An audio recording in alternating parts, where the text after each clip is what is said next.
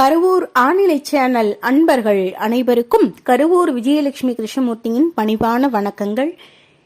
இன்னைக்கு இந்த வீடியோல நாம எந்த விஷயத்தை பத்தி பார்க்க போறோம் அப்படின்னா, வளங்களை வழங்கக்கூடிய மாசி திருவிழா, மாசி பச்சை சாத்து பற்றி தான், இந்த திருச்செந்தூர்ல நடக்கக்கூடிய இந்த பெருவிழாவை பற்றி தான் இந்த வீடியோவில் பார்க்க போறோம்.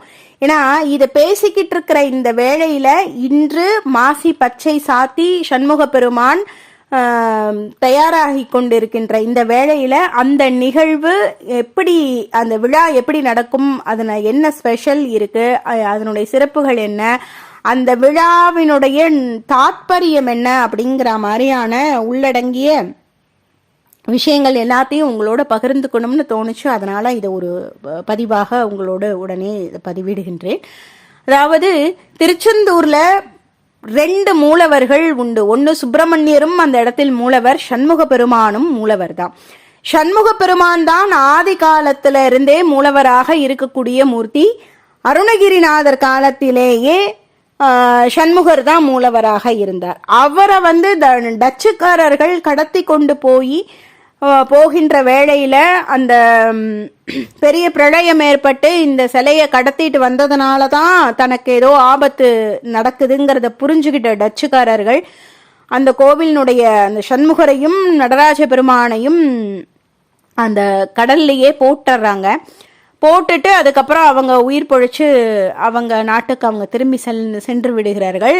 பல ஆண்டுகள் கழித்து அந்த திருமல நாயக்கருடைய காலத்துல, ஆட்சி காலத்துல அங்க வடமலையப்ப பிள்ளை அப்படிங்கிறவருடைய கனவுல முருகப்பெருமான் நான் இந்த இடத்துல கடற்கரையில இந்த இடத்துல இருக்கேன், என்னை எடுத்துட்டு வாங்க அப்படின்னு சொல்லி, நான் இருக்கிறதுக்கு அடையாளமா மேல ஒரு எலுமிச்சம்பழமும் அதற்கு மேல கருடன் வட்டமிடும், அப்ப நான் இருக்கிற இடம் உங்களுக்கு அது காட்டி கொடுக்கும் கடல்ல அப்படின்னு சொல்லி, அதே மாதிரி வடமலையப்பர் திருமல நாயக்கர்கிட்ட சொல்லி ஆளுங்களை எல்லாம் கூட்டிட்டு அந்த இடத்துல கடல்ல குதிச்சு, அதே மாதிரி அந்த எலுமிச்சம்பழம் மிதக்குது, மேல கருடன் வட்டமிடுகிறது.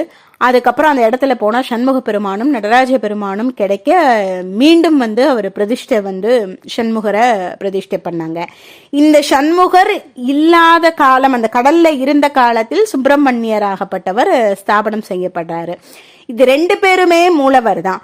இன்னைக்கும் பாத்தீங்கன்னா இந்த சுப்பிரமணியருக்கு சண்முகருக்கும் ரெண்டும் பாத்தீங்கன்னா, சுப்பிரமணியருக்கு சிவனுக்குரிய மந்திரங்கள் எல்லாவற்றையும் சொல்வாங்க, சண்முக பெருமானுக்கு தான் முருகனுக்கான மந்திரங்கள் சொல்லி பூஜைகள் நடத்தப்படும். இந்த டிஃபரன்ஸ் நீங்க பார்க்கலாம். அதே மாதிரி சுப்பிரமணியருக்கு நேரா நந்தி இருப்பாரு. அதையும் நீங்க அந்த கோவில்ல போனீங்கன்னா நீங்க பார்க்கலாம். 2 மயிலும் ஒரு நந்தியும் அந்த இடத்துல இருக்கும். அதை நீங்க அவசியம் நீங்க போகும்போது தரிசிச்சு பாருங்க. அதே மாதிரி இந்த சண்முக பெருமான் அப்படிங்கிறவர் தான் முன்னாடி காலத்துல இருந்தே மூலவராக இருந்தவர் என்பதால எப்பயுமே எந்த ஒரு கோவில்லையுமே மூலவர் இருக்கக்கூடிய சன்னிதானத்துக்கு நேராதான் நுழைவாயில் அப்படிங்கிறதும் இருக்கும் இல்லையா. அதனாலதான் இன்னைக்கும் பாத்தீங்கன்னா நடைமுறையில வழக்கத்துல சண்முகருக்கு நேரா இருக்கக்கூடிய கோபுர நுழைவாயில் தான் தொடர்ந்து இருக்கும். நீங்க அந்த அதன் வழியாதான் நீங்க உள்ள போயிட்டு வரா மாதிரி இருக்கும். அந்த பெரிய ராஜகோபுரமாகப்பட்டது முக்கிய சில திருநாளை தவிர மற்ற எல்லா நாளும் சாத்தியே தான் இருக்கும். நடப்பு வழக்கத்துக்கு அந்த கோபுரம் திறக்காது. அதனால இந்த சண்முகருடைய பெருமை என்ன, இந்த சண்முகருடைய தாத்பரியம் என்ன அப்படிங்கிறது இதுலயே உங்களுக்கு இவர் தான் தொன்மையான மூலவர் என்பது தெரிய வருகிறது. 2வது, இந்த மூலவர் வருஷத்துக்கு 2 முறை தான் வெளியில வருவார். அதாவது ஆவணி திருவிழாவிலையும் மாசி திருவிழாவில மட்டும்தான் இந்த மூலவராகப்பட்டவர் வெளியில வருவார். இப்ப சிதம்பரம் கோவில்ல மூலவரான நடராஜ பெருமான் எப்படி வெளியில வராரோ அது மாதிரி சண்முகரும் இந்த இடத்துல மூலவர். அவர் வருஷத்துக்கு ஆவணி திருவிழால 2 நாளும் மாசி திருவிழால 2 நாளும் தான் அவர் வெளியில வருவாரு. சோ 4 நாட்கள், வருடத்திற்கு 4 நாட்கள் அவர் வெளியே பக்தர்களுக்கு அருள்பாலிக்கின்ற ஒரு அற்புதமான திருவிழா தான் இந்த மாசி திருவிழாவும் ஆவணி திருவிழாவும். அதனால இந்த 1ஆம் திருநாள்ல கொடியேற்றதுல இருந்து மாசி மக தேர்ல வரைக்கும் நீங்க பாத்தீங்க அப்படின்னா முக்கியமான திருநாள் அப்படின்னா அவசியம் அனைவரும் தரிசிக்க வேண்டிய திருநாள் அப்படின்னா 7ஆம் திருநாளும் 8ஆம் திருநாளும் தான் நாம தரிசிச்சுக்க வேண்டிய ஒரு முக்கிய திருநாளாக நான் சொல்லுவேன். ஏன்னா அந்த மூலவரே வெளியில வரக்கூடிய அந்த நாள் அப்படிங்கிறது தான் இந்த 7ஆம் திருநாள் அப்படிங்கிறது.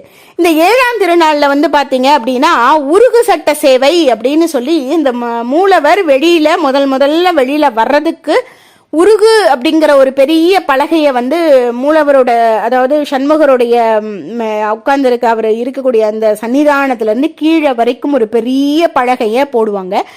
அதுல சண்முக பெருமானை எழுந்தருள செய்து கொஞ்சம் கொஞ்சமா அசைச்சு அசைச்சு அசைச்சு அசைச்சு சுப்பிரமணியருக்கு நேரம் அந்த சண்முகரை கொண்டாந்து வைப்பாங்க. அந்த மூலவரான சண்முகரை எடுத்து அந்த பலகையின் மீது எழுந்தருள செய்து அந்த பலகையில கொஞ்சம் கொஞ்சமாக அசைத்து அசைத்து அசைத்து அசைத்து அந்த சுப்பிரமணியருக்கு நேரம் அந்த சண்முகரை கொண்டு வர காட்சி இருக்கே, அதை பார்க்கணும் அப்படின்னா 2 கண் பத்தாது, கோடி கண் இருந்தாலும் பத்தாது. அந்த அளவுக்கு அந்த முருகப்பெருமான் அந்த மூலவர் முதல்ல எழுந்தருளக்கூடிய அந்த நிகழ்வு அப்படிங்கிறத அதை பார்க்கும்போது அது நேரில் கண்டவர்களுக்கு அந்த உணர்வு எப்படி இருக்கும் அப்படிங்கிறது. ஒரு காலத்துல அது எளிமையாக இருந்தது, எல்லோராலும் பார்க்கக்கூடிய வண்ணமாக அந்த நிகழ்வு காத்தால 4:30 மணியிலிருந்து 7ஆம் திருநாள் அதிகாலையில் 4:30 to 5 அப்படிங்கிற மாதிரி நேரத்துல நடக்கும். அந்த நேரத்துல யாரெல்லாம் கோவிலுக்குள்ள இருந்தார்களோ, ஸ்பெஷல் என்ட்ரன்ஸ் எடுத்தாங்களோ, இல்ல அந்த மாதிரி கோவிலுக்குள்ள இருக்கிறவங்களுக்கு பார்க்கக்கூடிய வாய்ப்புகள் இருந்தது.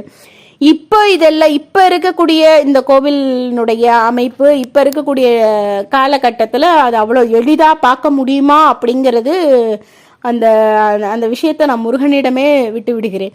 அப்படி அந்த முருகப்பெருமான் நேர்ல கிளம்பி அந்த சுப்பிரமணியருக்கு நேரம் அந்த முருகனை வைப்பாங்க.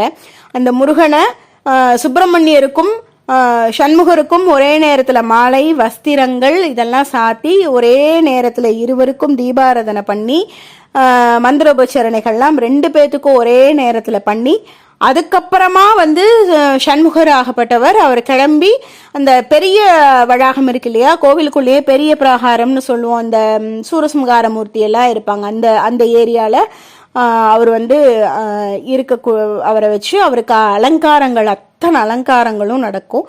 அந்த அலங்காரங்கள்லாம் நடக்கின்ற வேளையில பாத்தீங்க அப்படின்னா திருப்புகழ் சபையினர் திருப்புகழ் பாராயணம் பண்ணுவாங்க. ஒரு மணி நேரம் 2 மணி நேரம் வாக்கில் இந்த முருகப்பெருமானுக்கு அலங்காரம் நடக்கின்ற வரைக்கும் முழுமையா திருப்புகழ் பாராயணம் அப்படிங்கிறது அந்த இடத்துல நடக்கும். அந்த திருப்புகழ்லாம் படிச்சுட்டு முருகப்பெருமான் கிளம்பின பிறகு அவர் முதல்ல அலங்காரம் பண்ண தன்னழக தானே கண்டு ரசிக்கிற வண்ணமாக கண்ணாடி சேவை அப்படிங்கிறது அந்த கோவிலுக்குள்ள நடக்கும். அந்த பிரகாரத்திலே பாத்தீங்கன்னா குறிப்பிட்ட இடங்கள்ல கண்ணாடிகளை வைத்திருப்பாங்க. அது சண்முகர் வரும்பொழுதுதான் அதை ஓப்பன் அப்பே பண்ணுவாங்க. அப்படி பண்ணி அந்த சண்முகர் அங்க நேரா வரும்போது அது அழகா இருக்கும். அந்த ஒரு குறிப்பிட்ட ஆங்கிள் பாத்தீங்கன்னா நீங்க ஒரிஜினலா இருக்கக்கூடிய சண்முகர் அந்த கண்ணாடியில சில ஆங்கிள்கள்ல நீங்க பார்க்கும்போது 3 தீபாராதனைகள் அட் அ டைம்ல நீங்க பாக்குற மாதிரி இருக்கும். அது ஒரு குறிப்பிட்ட ஆங்கிள் நின்று நீங்க தரிசிக்கும் போது அந்த மாதிரி வாய்ப்பு அமையும். அப்போ ஒவ்வொரு இடத்துலயும் சண்முகரையும் அந்த கண்ணாடிக்கு முன்னாடி நிறுத்தி தீபாராதனை பண்ணி கண்ணாடி சேவையை முடிச்சுட்டு பெருமான் அப்படியே வெளியில வருவாரு. இந்த உருகு பலகை அப்படிங்கறத போட்டு வராரு இல்லையா, ஏன்னா சண்முகர் மூலவர், அவரை வெளியே எழுந்தருளை பண்ண சும்மா ஏதோ நம்ம மற்ற கோவில்கள்ல நம்ம உற்சவமூர்த்தியை எடுத்து வைப்பது போல எடுத்து வைக்கிறது கிடையாது. அந்த உருகுங்கிற பலகை மூலமாக போட்டுதான் அவரை இறக்குவாங்க. திருப்பி அவர் அந்த சன்னிதானத்திற்கு அந்த 2 திருநாளையும் முடிச்சுட்டு அவர் திருப்பி அவருடைய சன்னிதானத்துக்கு போகும் வரை அந்த போட்ட பலகை போட்ட வண்ணமாகவே இருக்கும். அதுதான் அந்த உருகு சட்ட சேவையினுடைய சிறப்பாக கருதப்படுகிறது. அப்போ இந்த சண்முகர் அப்படியே சுத்தி கண்ணாடி சேவை எல்லாம் முடிச்சுட்டு வெளியில வரும்போது அந்த மெயினா அந்த சண்முகருக்கு நேரம் இருக்கக்கூடிய என்ட்ரன்ஸ் இருக்கு இல்லையா, அதுல அவர் வெளியில வரும்போது எல்லா பக்தர்களும் தங்களோட 2 கரங்களையும் தட்டி ஆரவாரத்தோடு சண்முக பெருமானை, சண்முக சக்கரவர்த்தியை வரவேற்பாங்க. அது பார்க்கவே அவ்வளவு அற்புதமாக இருக்கும். எல்லாரும் சேர்ந்து கைத்தட்டி முருகப்பெருமானை வரவேற்பாங்க. அந்த நேரத்துல முருகன் வந்து அந்த நடுவுல இருக்கக்கூடிய அந்த மண்டபத்துல வெளிவாசல்ல அந்த உண்டியெல்லாம் ஃபர்ஸ்ட் என்ட்ரன்ஸ்ல அந்த விபூதி எல்லாம் விற்கும் இல்லையா, அந்த இடத்துல அந்த மண்டபத்துல முருகப்பெருமானை எழுந்தருளை பண்ணி அவருக்கு வெட்டி வேரெல்லாம் சாற்றி அவர், ஏன்னா முருகப்பெருமானுக்கு அவ்வளவு ஒரு உஷ்ணம், அவர் வந்து அவருக்கு தகித்து கொண்டே இருக்கும். அவருக்கு வந்து ஒரு ஒரு குறிப்பிட்ட காலத்துல ஆங்கிலேயர் ஆட்சி இருந்த போது வெஞ்சாமரம் முருகப்பெருமானுக்கு அந்த இடத்துல வீசும்போது அந்த ஆங்கிலேயர் வந்து கேட்டாராம், என்ன உங்க சுவாமிக்கு வெஞ்சாமரம் வீசுறீங்களே, அவருக்கு என்ன வேர்க்குமா அப்படின்னு சொல்லி.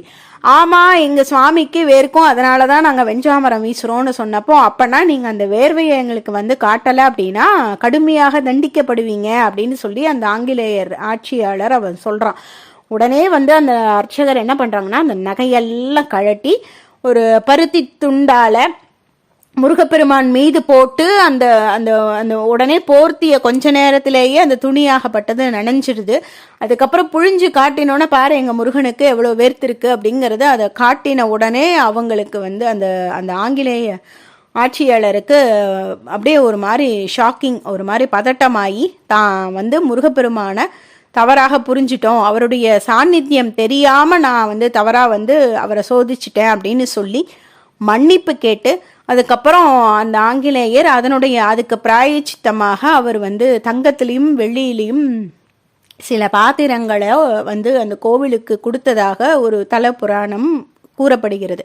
அப்படி அந்த சண்முகரனுடைய அந்த அக்னி அந்த தகிப்பு அப்படிங்கிறது அதிகமாக இருப்பதால அவருக்கு வெட்டி வேரை சாற்றி அவருடைய வெப்பத்தை தணிவிப்பதற்காக அந்த வெட்டி வேரை சாத்தி அவருக்கு ரோஜா பன்னீர் ரோஜா இருக்கும் இல்லையா, அந்த ரோஜா மலர்களால சண்முக அர்ச்சனை செய்து அவரே ஃபுல்லா மூழ்கிற அளவுக்கு அந்த அவ்வளோ ரோஜா மலர்களை தூவி அவருக்கு சண்முக அர்ச்சனை செய்து சண்முக தீப ஆராதனைகளை அந்த பஞ்சமுக ஆர்த்தி மாதிரி அந்த இடத்துல ஒரே நேரத்தில் 6 முகங்களுக்கும் தீபாராதனை காட்டி முதல்ல வெளியில வரக்கூடிய அந்த மூலவருக்கு அந்த சண்முக தீபாராதனையும் காட்டி வெட்டிவேர் சப்பரத்துக்குள்ள முருகனை எழுந்தருள செய்து ஒரு பக்கம் அவர் முன்னாடி முருகன் வர வர பின்னாடி வேத கோஷங்கள் வேதங்களை வந்து சொல்லிக்கிட்டே வருவாங்க. திருப்புகழ் ஒரு பக்கம் பாடிக்கொண்டிருப்பார்கள். முன்னாடி வந்து பாத்தீங்க அப்படின்னா மகாராஜாக்கெல்லாம் சொல்லக்கூடிய அந்த பட்டு வஸ்திரத்துல வெஞ்சாமரம் மாதிரி அந்த விசிறி மாதிரி வீசுதல் அப்படிங்கிறது அது ஒரு விதமான மரியாதை. அது வீச, ஏன்னா சண்முகர் வந்து அவர் சக்கரவர்த்தி இல்லையா, அதனால அவர் வரக்கூடிய நேரத்தில் அந்த மாதிரி வீசிக்கொண்டு வெஞ்சாமரங்கள் ஒரு பக்கம் வீச நல்ல நறுமணங்கள் ஒரு பக்கம் போட்டுவிட அந்த சண்முக பெருமான் சிகப்பு சாத்து மண்டபத்திற்கு அந்த துண்டுகை விநாயகர் கோவில் கிட்ட இருக்கக்கூடிய சிகப்பு சாத்து மண்டபத்திற்கு முருகன் எழுந்தருளுவார். இதுதான் உருகு சட்ட சேவை சாத்தி வெட்டிவேர் சப்பரத்தில் காலை பொழுதுல முருகப்பெருமான் எழுந்தருளக்கூடிய அந்த அற்புதமான கோலம். அடுத்து மதிய இது நடக்கிறதே எப்படி 11, 11:30, 12 மணி அந்த ரீச் அவுட் டைம் வந்து ஆயிடும். அதுக்கப்புறம் அபிஷேகம் உடனே அலங்காரங்கள்லாம் கலைக்கப்பட்டு அபிஷேகமாகி 2 மணி நேரத்துக்கு மேல அபிஷேகம் நடக்கும். அதுக்கப்புறமா சிகப்பு சாற்றுதல் அப்படிங்கிற ஒரு வைபவம் அன்றைக்கு மாலையே நடக்கும். இது என்ன அப்படின்னா, இந்த சண்முக பெருமான் அவரே மூலவராக வெளியே 2 நாட்கள் வரும்போது அவர் என்ன அந்த நிகழ்வு என்னத்தை உணர்த்தும் நமக்கு அப்படின்னா, சண்முக பெருமானே மும்மூர்த்தியாகவும் நமக்கு இருக்கிறார் அப்படிங்கிறது. மும்மூர்த்தி வேறு சண்முகர் வேறு என்பதில்லை, சண்முகருக்குள்ளேயே மும்மூர்த்திகளும் அடக்கம் அப்படிங்கிற அந்த ஒரு விஷயத்தை நமக்கு சொல்வதன் வண்ணமாக இந்த சிகப்பு சாத்தில் வந்து பாத்தீங்கன்னா முன்னாடி முருகப்பெருமானாகவும் பின்னாடி நடராஜராகவும் காட்சி தருவார். இந்த இடத்துல இன்னொரு ஒரு முக்கியமான, இது எப்படி இந்த வைபவம் நிகழ்ந்திருக்கும் அப்படின்னு ஒரு யோசிக்கும் போது இந்த கோவில் தல புராணத்திலேயே சொல்லப்படுகின்ற ஒரு வார்த்தையிலிருந்தே இதை நான் வந்து ஊமையாக மேற்கோள் காட்ட விரும்புகிறேன். ஏன்னா இந்த திருச்செந்தூர் எப்படி கடற்கரை உலகத்திலேயே கடற்கரையோரம் இருக்கின்ற முதல் முருகப்பெருமானுடைய கோவில் அப்படின்னு நம்ம சொல்றோமோ, அதே மாதிரி அருணகிரியாருக்கு நடன கோலத்தில் முருகன் காட்சி கொடுத்த திருத்தலமும் இந்த திருத்தலம் தான். அருணகிரியார் ஒவ்வொரு ஸ்தலங்களாக தரிசித்து வரும்போது முருகப்பெருமான் நடன கோலத்துல அருணகிரியாருக்கு காட்சி கொடுத்த ஸ்தலம் எது அப்படின்னா திருச்செந்தூர் தான். அதனாலதான் வந்து அருணகிரியார் வந்து இந்த திருத்தலத்துல அந்த திருப்புகழை பாடியிருக்காரு. என்ன பாடல் அப்படின்னா, முருகப்பெருமான் அழகாக ஆடிக்கொண்டிருப்பதை பார்த்த அருணகிரியார் உடனே இந்த திருப்புகழை ஏற்றுகிறார். தண்டை அணி வெண்டையங்கிங்கினி சதங்கையும் தன்கழல் சிலம்புடன் கொஞ்சவே நின் தந்தையினை முன்பரின் இன்பபுரி கொண்டு நன் சந்தடம் அணைந்து நின் அன்பு போல கண்டுர கடம்புடன் சந்தமகுடங்களும் கஞ்சமலர் செங்கையும் சிந்துவேழும் கண்களும் முகங்களும் சந்திர நிறங்களும் கண்குளிர என்று முன் சந்தியாவோ புண்டரிகர் அண்டமும் கொண்டபகிரண்டமும் பொங்கியள வெண்கலங்கொண்டபோது பொன்கிரி அனஞ்சிறந்தெங்கினும் வளர்ந்து புண்டரிகர் ரந்தையும் சிந்தை கூற கொண்ட நடனம்பதம் செந்திலும் என்றன் முன் கொஞ்சி நடங்கொழும் கந்தவேளே கொங்கை குரமங்கையின் சந்தமணம் உண்டிடும் கும்பமுனி கும்பிடும் தம்பிரானே என்று திருப்புகழை அருணகிரியார் பாடுகிறார். இது முருகனுடைய நடன திருக்கோலத்தை, நடராஜ பெருமான் தான் நடனத்துக்கே ராஜா இல்லையா, அவருடைய மைந்தன் அல்லவா முருகப்பெருமான், அவரும் நடராஜரை போல நடனம் ஆடுகிறார். அந்த காட்சியை கண்டு அருணகிரியார் பாடுகிறார். அத அந்த ஒரு நிகழ்வை இந்த சிகப்பு சாத்தில் பார்த்தீங்க அப்படின்னா, முருகப்பெருமானுக்கு எல்லாமே சிகப்பு நிறத்தில் ஆடைகள் இருக்கும். சிகப்பு நிற மலர்கள் மட்டுமே சூடுவாங்க. தங்க சப்பரத்துல தான் இருக்கும். இப்ப நடராஜ பெருமான் அப்படிங்கிறவரை பொன்னம்பலம்னு தான் நம்ம சொல்லுவோம் இல்லையா, சிதம்பரம் நடராஜ பெருமான பொன்னம்பலம் சொல்லுவோம். அது தங்க கூரையில வேயப்பட்ட திருத்தலம். அந்த சிதம்பரத்தினுடைய அந்த அம்பலத்துல பொன்னால் வேயப்பட்டது. பாருங்க, இந்த சண்முக பெருமானுக்கும் தங்க சப்பரத்தில் பொன்னால செய்த சப்பரத்துல தான் முருகப்பெருமான் சிகப்பு ஆடைகளை அணிந்து சிகப்பு நில மலர்களை சூடி எல்லாமே டாப் டு பாட்டம் சிகப்பு தான். அதுல அன்னைக்கு இருக்கக்கூடிய அந்த சீர்பாதத்துல இருந்து எல்லாருமே சிகப்பு கலர்ல தான் ட்ரெஸ் பண்ணியிருப்பாங்க. அந்த நிகழ்வுக்கு வரக்கூடிய மெய்யன்பர்களான முருகர்கள் பக்தர்கள் சில பேரும் சிகப்பு நிற ஆடை அணிந்தே முருகப்பெருமானை தரிசிப்பாங்க. அப்படி எல்லாம் த்ரூ அவுட் சிகப்பு கலர்ல இருக்கும். அந்த முருகப்பெருமான் முன்னாடி பார்க்கும்போது முன்னாடி 3 முகங்கள்ல முருகப்பெருமானாகவும் பின்னாடி இருக்கக்கூடிய 3 முகங்கள் நடராஜ பெருமானாகவும் காட்சி தருவார். அந்த முருகன் ஆடிய ஒரு காலை தூக்கி ஆடிய நடராஜர் கோலத்துல அலங்காரம் செய்திருப்பார்கள். அப்ப சிவபெருமானும் முருகப்பெருமானும் என்ற ஒரே நபர் தான் அப்படிங்கிறத சொல்லும் விதமாக அந்த சிகப்பு சாற்று வைபவமானது நடக்கும். இதுல பாத்தீங்கன்னா இந்த அலங்காரம் எல்லாம் முடிஞ்சு பெரிய அலங்கார தீபாராதனை காட்டி அந்த முருகப்பெருமானுக்கு காட்டிட்டு அங்க அதை ஒரே நேரத்துல 6 முகத்திற்கும் அந்த தீபாராதனை காட்டும் பொழுது அந்த அழகு இருக்கிறதே, அதை நேரில் கண்டவர்களுக்குத்தான் அதனுடைய அதை பார்க்கும்போது அது என்னன்னு தெரியும். இன்னைக்கு யூடியூப்ஸ்ல எல்லாம் அது அவைலபிளா இருக்கு, தாராளமாக பார்க்கலாம். அதை இருந்தாலும் அந்த நேரில் அது பார்க்கும்போது அப்போ ஏற்படுகின்ற அந்த உணர்வு இருக்கு பாருங்க, அது வார்த்தைகளே இல்லை, கண்கள்ல தண்ணீரை தவிர வேற எதுவுமே சொல்ல முடியாது. அந்த அளவுக்கு ஒரு அற்புதமான ஒரு காட்சியாக இருக்கும். அந்த தீபாராதனை எல்லாம் முடிஞ்சு சண்முக பெருமான் அப்படியே அந்த மண்டபத்தில இருந்து அப்படி கோவிலை நோக்கி இப்படி இந்த விநாயகர் கோவிலை நோக்கி திரும்பி இப்படி வெளியில வருவாரு. அந்த வெளியில வரும்போது மேல அந்த மண்டப மேல் திட்டுகள்ல இருக்கிறதுல இருந்து அப்படியே ரோஜா பூவை முருகப்பெருமான் மீது அப்படியே தூவுவாங்க. சிகப்பு நிற மலர்கள் அத்தனையுமே முருகப்பெருமான் மீது போடுவாங்க. அந்த பல்லக்கு அந்த தோல்ல இருந்து அந்த சீர்பாதங்கள் அப்படி ஒரு தோல்ல இருந்து இன்னொரு தோலுக்கு லைட்டா அசைக்கிறதுக்காக அவங்க அசைக்கிற அசைவுக்கும், அதே நேரத்தில் அந்த மலர்கள் எல்லாம் முருகப்பெருமான் மீது தூவப்படுகின்ற அந்த வேளையும், அது சாயங்கால நேரம் 4 மணி வாக்குல இருக்கும்போது சூரியனுடைய நேரடி ஒளியானது முருகப்பெருமான் மீது நேரடியாக படுகின்ற வேளையும், இவரே கோடி சூரிய பிரகாசனாக முருகப்பெருமான் இருக்கிறார். அவர் மீது அந்த கதிரவனுடைய ஒளி படும் போது அப்படியே பொன் திருமேனியாக அந்த சண்முகர் நமக்கு காட்சி தருவார். அந்த நேரத்துல அந்த கடையில இருக்கிற அந்த பக்கத்துல இருக்கக்கூடிய அந்த கடைகள்ல பாடலை போடுவாங்க. அந்த ஊருக்கே இந்த பாடல் தான் ரொம்ப, அந்த சண்முகர் வெளியில வரக்கூடியதுக்கு இந்த பாடல் தான் ரொம்ப சிறப்பாக விமர்சனமாக இருக்கக்கூடிய பாடல். அந்த வழிவிடுக வாரார் சண்முகர் வழிவிடுக அப்படிங்கிற அந்த பாடலை போடுவாங்க. அதுல இருக்கிற வரிகள், சொல்லப்படுகின்ற வரிகள் அத்தனையுமே இந்த 7ஆம் திருநாள் 8ஆம் திருநாள்ல சண்முகர் வெளிவரக்கூடிய அழகை வர்ணிக்கின்ற வண்ணமாக இருக்கும். அதாவது அது எப்படி அந்த பாடல் வரிகள் இருக்கும் அப்படின்னா, வழிவிடுக வழிவிடுக வாரார் சண்முகர் வழிவிடுக, வள்ளி தெய்வானை கொஞ்சிடவே எல்லா அழகும் மிஞ்சிடவே, அரக்கர்கள் எல்லாம் அஞ்சிடவே, அன்பர்கள் எல்லாம் கெஞ்சிடவே. உண்மையாலுமே இந்த அன்பர்கள் எல்லாம் கெஞ்சிடவேங்கிற வார்த்தை 100% உண்மையாக இருக்கும். அந்த பெருமான் அப்படி கிளம்பி அவர் அப்படி நம்ம பக்கமா திரும்பி நிக்கின்ற அழகு இருக்கே, அந்த நேரத்துல அப்பா சண்முகா, சரவணா, கார்த்திகேயா, திருச்செந்தூர் செந்திலாண்டவா, சண்முகா, ஐயா அப்படின்னு சொல்லி ஒவ்வொருத்தருடைய மனமும் அந்த இடத்துல உருகும். நாம எல்லாரும் குடும்பத்தோட போயிருப்போம், உறவினர்களோட போயிருப்போம், நண்பர்களோட போயிருப்போம். ஆனா அந்த சண்முகர் வெளியில கிளம்பி வர அழகு நேரத்துல நம்மள மறந்து முருகனோட நம்ம மனம் ஒன்றி போய் நம்ம யாரோட வந்திருக்கோம், எங்க நிக்கிறோம், எதை பாக்குறோங்கிறதே இல்லாம பார்க்கின்ற பொருள், கண்கள், அந்த காட்சி எல்லாம் ஒன்றாக இணைந்து எல்லாமே முருகனாகவே அந்த ஒரு நொடி பொழுதானும் அதை காண்கின்ற ஒவ்வொரு பக்தர்களுக்கும் அந்த நேரத்தில் இருக்கும்.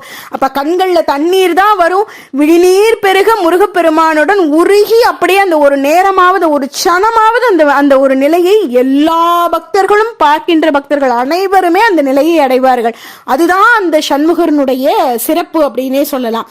அப்படி அந்த வார்த்தை இது அழகாக பொருந்துகிறது. அதே மாதிரி வேலை வாங்கினார் சிக்கலிலே, தோளில் தாங்கினார் செந்திலே, சூரரை வதைத்த முடிந்த பெண்ணே ஊஞ்சல் ஆடுவார் பாருங்களேன், உருகு சட்டத்தில் காணுங்களேன். அந்த உருகு சட்ட சேவையில அவர் எழுந்தருளி அதுக்கப்புறம் பக்தர்களுக்காக வர அந்த காட்சியை காணுங்களேன் அப்படின்னு அந்த பாடல்ல, ஆயிரம் சூரியன் ஒளி வீசும் அழகனை அணிகள் அலங்கரிக்க, வெட்டிவேர் வெப்பம் தணிவிக்க, பன்னீர் அவரை குளிர்விற்க பவனி வருகிறார் பாருங்களேன், நாதஸ்வரங்கள் விளைந்திடவே, மேளமும் தாளமும் புழைந்திடவே, பாட்டும் கூத்தும் தொடர்ந்திடவே, பக்தர்கள் கூட்டம் நெருங்கிடவே வருகிறார் சண்முகர் வழிவிடுக அப்படிங்கிற மாதிரி இந்த பாடல் போடுவாங்க. அதை பாட அந்த நேரத்தில் அந்த முருகப்பெருமானுக்கு அந்த தீபாராதனை பண்ண அவர் அழகா குலுங்கி அந்த முருகப்பெருமான் எழுந்தருளி முன்னாடி முருகப்பெருமானாகவும் பின்னாடி சிவபெருமானாகவும் காட்சி கொடுப்பார். இந்த காட்சி இருக்கே, இதை நேரில் அனுபவித்தவர்களுக்கு நான் சொல்வது என்ன என்பதை புரியும். இது நேரில் பார்க்க வாய்ப்பு கிடைக்காதவங்க இது கேட்கும் போது உங்க மனக்கண்ணில் நிறுத்தி பாருங்க, உங்களால உணர முடியும். நிச்சயமாக அந்த உணர்வை முருகப்பெருமான் தருவார். அடுத்து இப்படியெல்லாம் சுத்தி வந்த இந்த சண்முக பெருமான் 8ஆம் திருநாள் ஆரம்பிக்கின்ற அந்த பிரம்ம முகூர்த்த வேளையில் வெள்ளை சாத்து என்று அந்த காத்தால அபிஷேகம் நடந்து வெள்ளி சப்பரத்துல முருகப்பெருமான் வெள்ளை மலர்களால், அதுல பாத்தீங்கன்னா அணிகலன்கள் ஏதும் பெருசாக அணிந்திருக்க மாட்டார். அவருக்கே உரிய அந்த ஒரு பென்டன்ட் மாதிரி ஒரு செயின்ல ஒரு ரவுண்டா ஒரு பென்டன்ட் மட்டும்தான் எப்பயுமே சண்முகர் போட்டிருப்பாரு. அந்த மாதிரி ஒரு அணிகலனை மட்டும் நகையில அதை மட்டும் அவர் போட்டிருப்பாரு. மிச்சது எல்லாமே வெள்ளை நிற மல்லிகை இந்த மாதிரியான நிறங்களான வெள்ளை கலர்ல இருக்கக்கூடிய மலர்களை மட்டுமே சண்முகர் சூடி இருப்பாரு. அதுல அவருக்கு காத்தால வெள்ளி சப்பரத்துல எழுந்தருள்வார். அதுல என்ன அப்படின்னா, முருகப்பெருமான் முன்னாடியும் பின்னாடி பிரம்மாவாகவும் முருகன் காட்சி தருவார். அப்போ இந்த வெள்ளை சாத்துல முன்னாடி முருகனாகவும் பின்னாடி பிரம்மாவாகவும் காட்சி தந்து அந்த மாட வீதிகள்ல முருகப்பெருமான் சுத்தி வருவார். இது விடிய கார்த்தால 4 to 5 அந்த மாதிரி. இப்போ விடிய கார்த்தால 8ஆம் திருநாளின் அதிகாலை பொழுது பிரம்ம முகூர்த்தத்தில் 5 மணிக்கு சண்முகர் புறப்பட்டுருவாரு. 5 மணிக்கு புறப்பட்ட சண்முகர் 7 மணி 8 மணிக்குள்ளரெல்லாம் திருப்பி பச்சை சாத்து மண்டபம், அந்த சிவன் கோவில் இருக்கு இல்லையா திருச்செந்தூர்ல, அந்த சிவன் கோவிலுக்கு எழுந்தருளை பண்ணி அங்கதான் பச்சை சாத்துக்கான அபிஷேகங்கள் எல்லாமே நடந்து அங்க பச்சை சாத்து அலங்காரமாகி பச்சை சாத்துல பெருமான் வருவார். அப்போ இந்த சிகப்புல பொன்னம்பலவாணனாக நடராஜமூர்த்தியாக காட்சி கொடுத்த சண்முகர் அடுத்து வெள்ளை சாத்தில் பிரம்மாவாக அவர் காட்சி கொடுக்கிறார்.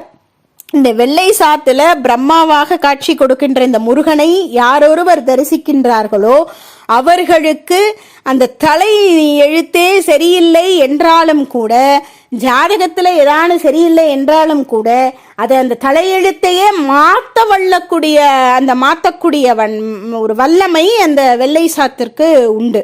தூய்மையாக நம்மளுடைய பாவங்கள்லாம் கழிந்து தூய்மையான உள்ளத்தோடு முருகப்பெருமானை தரிசிக்கும் போது நம்மளுடைய எல்லா விதமான கர்மாவும் கழிந்து விடும் அப்படிங்கிறது அந்த வெள்ளை சாத்து. இந்த பிரம்மாவாக முருகப்பெருமானே இருந்து அவரே படைக்கின்ற கடவுளாக அவரே காட்சி அளிக்கிறது பார்க்கும்போது நமக்கு கிடைக்கும்.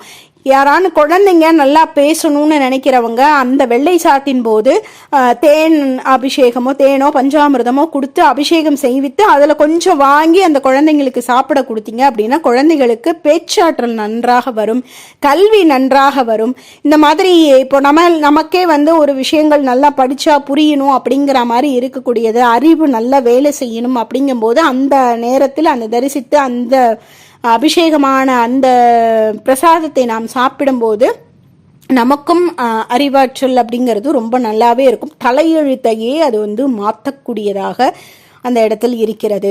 ஸோ அந்த வெள்ளை சாத்தினுடைய மகத்துவம் இந்த மாதிரி அளப்பரியது. வெள்ளியில தான் அந்த முருகப்பெருமான் காட்சி தருவார், வெள்ளி சப்பரத்தில்.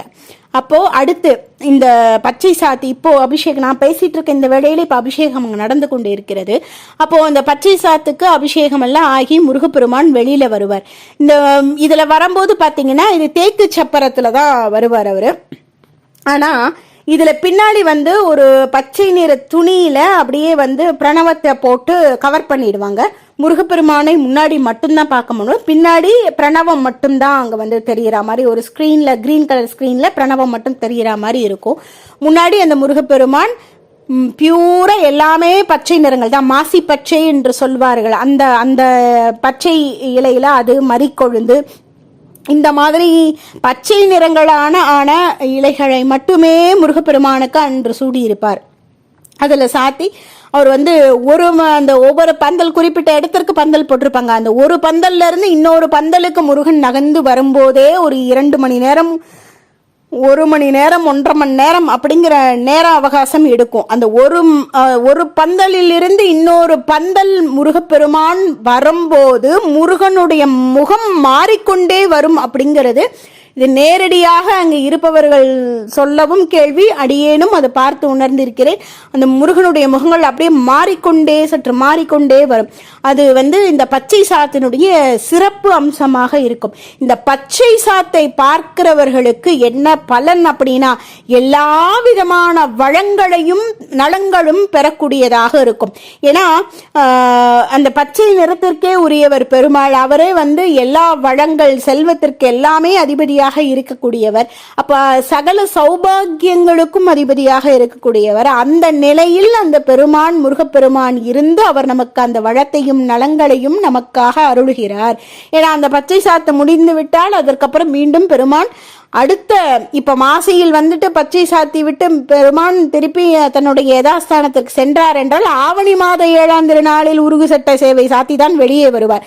அதனால இந்த பச்சை சாத்து என்பது சண்முக பெருமான் வெளியே மீண்டும் அவர் கோவிலுக்குள் செல்வதற்கான, அதுக்கப்புறம் அவர் கோவிலில் சென்றார் அப்படின்னா திருப்பி அடுத்த திருவிழாவின் போது அந்த 7ஆம் திருநாள் உருகு சட்டை சேவை சாத்தி தான் வெளியில வரக்கூடியவர்ங்கிறதுனால அப்படியே எல்லா வளங்களையும் பக்தர்களுக்கு வாரி வழங்குவார் அப்படிங்கிறதுல எந்த விதமான ஐயப்பாடும் இல்லை. அப்போ ஒரு தொழில் தொடங்கணும், இல்ல நல்ல ஒரு செல்வ செழிப்பு வரணும், அந்த மாதிரி நினைக்கிறவங்க, கடன் அடையணும் அப்படின்னு நினைக்கிறவங்க, இந்த மாதிரி இருக்கிறவங்க எல்லாம் இந்த பச்சை சாத்து திருவிழாவின் போது முருகப்பெருமானை அதில் தரிசிக்கும் பொழுது சகல விதமான செல்வங்களும் அருளும் கிடைக்கும் அப்படிங்கிறதுல 100% உண்மை. அதை தரிசிக்கும் போது உங்களுக்கே அதை அந்த வருடந்தோறும் நீங்க பார்க்கலாம். மாசியில அதிகம் கும்பல் இருக்குன்னு நினைக்கிறவங்க ஆவணி மாதத்திலும் போய் பார்க்கலாம். ஆவணியிலும் இதே காட்சி தான் நடக்கும், மாசியிலும் இதே காட்சி தான் நடக்கும். ஆனா மாசியில நிறைய கூட்டம் இருக்கும், ஆவணியில இந்த மாசி திருவிழாவை கம்பேர் பண்ணும்போது கொஞ்சம் அளவான கூட்டங்கள் அப்படிங்கிறது ஆவணியில இருக்கும். அதனால இயன்றவர்கள் மாசியிலோ அல்லது ஆவணியிலோ இந்த 7ஆம் திருநாள் 8ஆம் திருநாள் ஆன இந்த 2 திருநாள்ல நீங்க இந்த முருகப்பெருமானை நீங்க போய் தரிசிக்கும் போது அவரே நமக்காக வெளியே வருகிறார், மூலவரே வெளியே வருகிறார். நமக்கு அத்தனை விதமான நலன்களும், அவரே மும்மூர்த்தியாகவும் இருக்கிறார். இந்த பின்னாடி இந்த பச்சை சாத்துல பின்னாடி அந்த ஆர்ச் போட்டுட்டு பிரணவம் போடுறது மும்மூர்த்தியும் நானே அப்படிங்கிறத உணர்த்து, பிரணவத்துக்குள்ளே அடக்கும் மும்மூர்த்தியும் தானே இருக்கிறார்ங்கிறத உணர்த்துவதாக இருக்கிறது. இந்த முருகப்பெருமானினுடைய 6 முகங்களையும் தரிசிக்க வேண்டும் என்று எண்ணுபவர்கள் இந்த 7ஆம் திருநாளில் நடக்கக்கூடிய சிகப்பு சாத்து வைபவத்திலும், அதே மாதிரி விடியற் காலை 8ஆம் திருநாளில் விடியற் காலையில் நடக்கக்கூடிய வெள்ளை சாத்து வைபவத்திலும் பார்த்தால் மட்டும்தான் முருகப்பெருமானுடைய பின் இருக்கக்கூடிய 3 முகங்களையும் சேர்த்து 6 முகமாக தரிசிக்க முடியும். அதே மாதிரி அவருடைய அபிஷேகத்தின் போது முருகப்பெருமானுடைய அந்த 12 கரங்களையும் முழுமையாக நம்மால பார்க்க முடியும். அவருடைய ஏன்னா இதுக்கு முன்னாடி அந்த மாதிரி நம்மளால தரிசிக்க முடியாது. இந்த 2 நாட்கள்ல அவருடைய அபிஷேக நேரத்தில் முருகப்பெருமான் என்னென்ன ஆயுதங்களை கையில் வைத்திருக்கிறார், அவருடைய 12 கரங்கள் எப்படி இருக்கிறதுன்னு அந்த சண்முக பெருமானை அவ்வளவு அற்புதமாக நம்மளால் நேரில் காண முடியும். அதனால இந்த வாய்ப்பை ஒவ்வொருவரும் பயன்படுத்தி கொள்ளலாம். இன்னைக்கு மாசி திருவிழா இது நடந்து கொண்டிருக்கிறது, பச்சை சாத்து இன்று நடந்து கொண்டிருக்கிறது. இன்று பூராவும் இந்த உற்சவமூர்த்தி, இந்த சண்முக பெருமான் மூலவர், இவருக்கு உற்சவராக திகழக்கூடியவர் தான் ஜெயந்திநாதர். மூலவரும் இந்த உற்சவத்தில் பச்சை சாத்தி கொண்டு வருவார்.